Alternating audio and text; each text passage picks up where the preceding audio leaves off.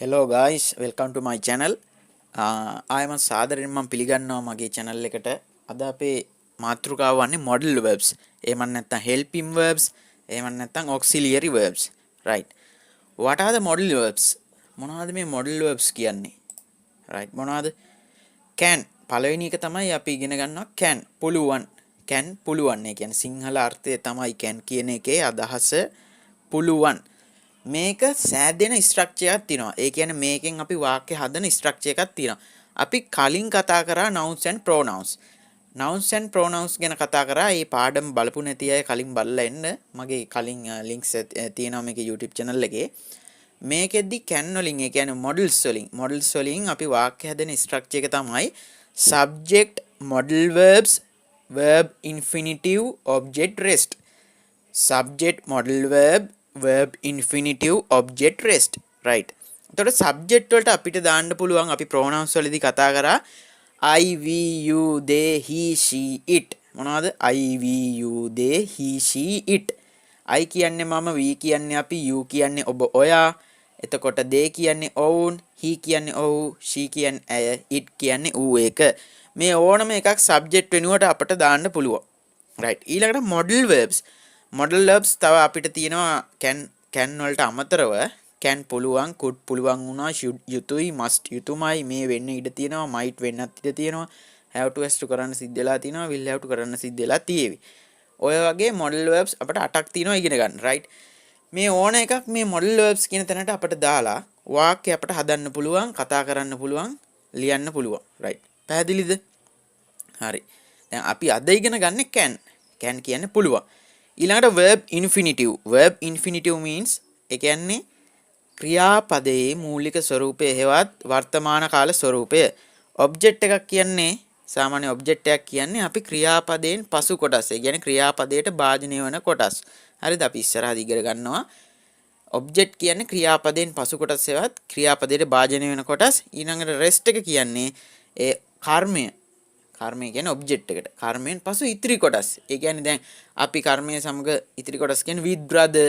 එතකොට to office with my brother. ඔය වගේ අර අග කොටස් තමයි rest එකට අයිති වෙන්නේ. right. ඊළඟට අපි බලමු සාමාන්‍යයෙන් ඕනම වාක්‍යයක් tenses හෝ වේවා. tenses ඉස්සරහට මම කරනවා. tenses හෝ වේවා ඕනම වාක්‍යයක් ආකාර 4කින් ඉංග්‍රීසි වාක්‍යයක් ආකාර 4කින් ලියන්න පුළුවන් ප්‍රධාන ක්‍රම. ඒක තමයි positive. පළවෙනි එක positive ආකාරය. ඒ කියන්නේ ඇත යන ආකාරය. හරිද? ඒ කියන්නේ පවත්නා ස්වරූපෙන්. ඒ කියන්නේ ඒක පවතින ස්වරූපෙන් ලියන විදිහක් තමයි positive කියන්නේ. positive questions කියන්නේ ඇත යන අර්ථයේ ප්‍රශ්නය. ඇත යන අර්ථයේ ප්‍රශ්නය. මේවා ගොඩාක්ම අර මේ ඩීප්ම හිතන්න ඕනේ නැහැ. පොඩ්ඩක් අර අපි normal එකේ හිතාගෙන සරලව හිතන්න. positive questions. right. positive questions. ඊළඟ negative නැත යන අර්ථය. අපි යම් කිසි වාක්‍යයක් නෑ කියන අදහස දෙන්න ලියන ක්‍රමය තමයි මේ negative.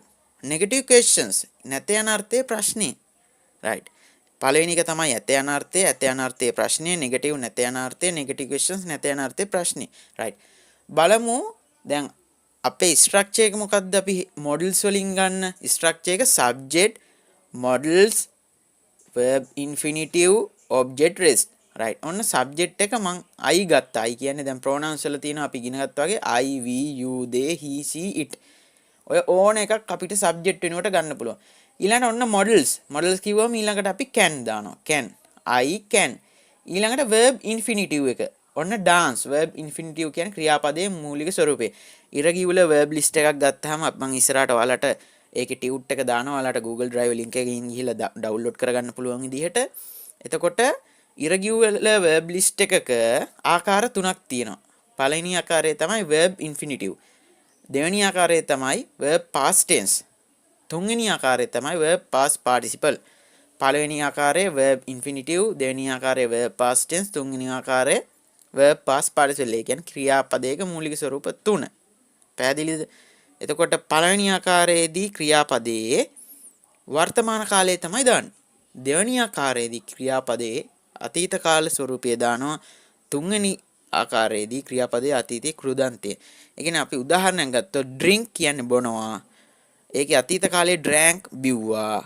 drunk බීලා. begin පටන් ගන්නවා, began පටන් ගත්තා, began පටන්ගෙන. ඔය ලිස්ට් එක මම ඔයාලට දානවා පල්ලෙහා description එකෙන්. ඔයාලා ගිහිල්ලා download කරගන්න පුළුවන්. right. එතකොට අපි බලමු කොහොමද මේක ඉංග්‍රීසි වාක්‍යය දෙන්නේ. දැන් මට නටන්න පුළුවන්. මට නටන්න පුළුවන් කියලා ලියනකොට දැන් I subject එක දානවා. ඊළඟට helping verb එක මොකද්ද? පුළුවන් කියනකොට can දානවා දෙවෙනුවට. ඒ කියන්නේ helping verb එක. ඊළඟට මොනවාද ක්‍රියාපදේ මොකද්ද කරන්නේ? මොකද්ද පුළුවන් වෙන්නේ? නටන්න පුළුවන්. නටනවාට අපි කියනවා. ඒ කියන්නේ නටනවා කියන එකේ verb infinitive එක dance. I can dance.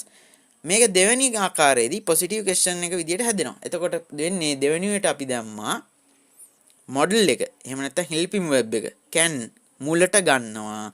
can මුලට ගත්තා කර්තෘ ක්‍රියාව කරන්න දෙවෙනුව යොදනවා. ඒ දෙපැත්ත මාරුවීමක් වෙන්නේ. can I dance? right.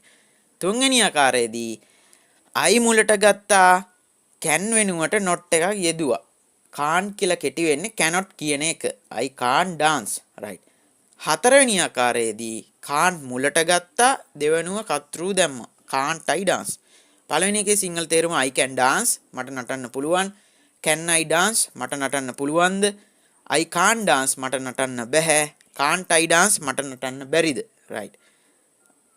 that's it. තව උදාහරණයක් බලමු. මට කියන්න ඕනේ මෙන්න මෙහෙම වාක්‍යයක්. අපිට පුළුවන් ගායනා කරන්න. අපිට පුළුවන් ගායනා කරන්න. right. sing කියන්නේ ගායනා කරනවා. we can sing. ඒ කියන්නේ ඔන්න subject එක වෙනුවට we දැම්මා.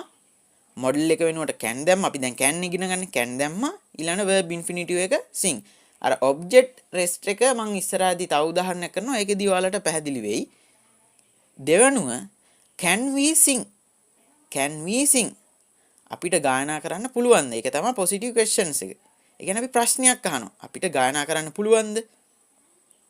තුන්වෙනි එක we can't sing. අපිට ගායනා කරන්න බෑ. ඒ කියන්නේ negative ආකාරය. නෑ බෑ කියන එක තමයි negative ආකාරය දෙන්නේ. negative questions එකේ දෙන්නේ නෑ බෑ කියන එකෙන් ප්‍රශ්නයක් අහනවා.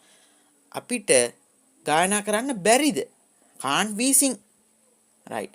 අනිවාර්යෙන්ම මතක් කරනවා channel එක subscribe කරලා bell icon එක click කරලා තියන්න. ඔයාලට වටිනාම video lessons පාඩම් ටිකක් යන්නේ. video පාඩම් මාලාව ඊට අමතරව tutorials ටික දානවා. ඉස්සරහට ඔයාලට දැන් course එකකින් ගන්න knowledge එක මේ channel එකෙන් ගන්න පුළුවන් 35000 40000ක් ඔයාලට payment කරලා ඉල්ලා යනවට වඩා මේ වගේ course එකක් ඔයාලට එක දිගට YouTube package එකකින් බලන එක මාර වටිනාකමක් තියෙනවා. right. ඒක නිසා හැම බලලා කැමති අය ඉගෙන ගන්න පුළුවන්. right. අපි ඊළඟ පාඩමට යමු. right. මේකෙදි මම attach කරා object එකයි rest එකයි. right. එතකොට බලමු positive ඔන්න ඇත යන අර්ථය. දැන් මට ලියන්න ඕනේ වාක්‍යයක් නැත්නම් මට කියන්න ඕනේ කෙනෙක්ට වාක්‍යයක්. ඇයට පුළුවන් උයන්න ඇගේ අම්මා සමග. පැහැදිලිද? හරි. මේක බලමු subject එක මොකද්ද? එතකොට ඇය. එහෙම නිසා අපි දානවා she. පුළුවන්.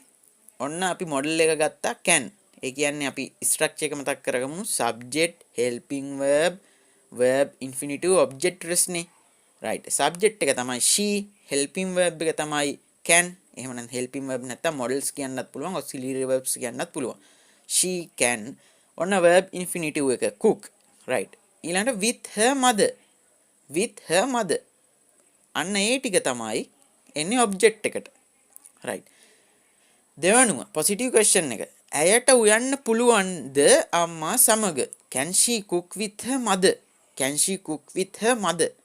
ඇයට උයන්න පුළුවන්ද අම්මා සමග? right. negative. she can't cook with her mother. ඇයට බැහැ උයන්න අම්මා සමග. ඒ කියන්නේ නැත යන අර්ථය බැහැ. නෑ බෑ කියන අදහස තමයි අපි negative අර්ථයේදී ගන්න. negative questions එක නෑ බෑ කියන අදහසේදී අපි ප්‍රශ්නේ අහනවා. can't she cook with her mother? can't she cook with her mother? ඇයට උයන්න බැරිද ඇගේ අම්මා සමග? right. ඔන්න ඔය ආකාර තමයි. ඒ කියන්නේ දැන් ඔය ආකාර හතරෙන් තමයි අනිවාර්යයෙන්ම අපි tenses සෝ වේවා, helping verbs සෝ වේවා ඉංග්‍රීසි වල වාක්‍ය හතර හැදෙන ආකාර හතර. ඒ කියන්නේ positive කියන්නේ ඇත යන අර්ථය, positive question නැත යන අර්ථයේ ප්‍රශ්නය, negative නැත යන අර්ථය, negative questions නැත යන අර්ථයේ ප්‍රශ්නය. right. ආයමන් positive ඇත යන අර්ථය, positive questions ඇත යන අර්ථයේ ප්‍රශ්නය, negative නැත යන අර්ථය, negative questions නැත යන අර්ථයේ ප්‍රශ්නය. right. හොඳට මේක දෙපාරක් තුන් පාරක් හරි වේවා ඔයා බලන්න වීඩියෝ එක හොඳ ගමනක් යන්න පුළුවන්. එහෙනම් thank you.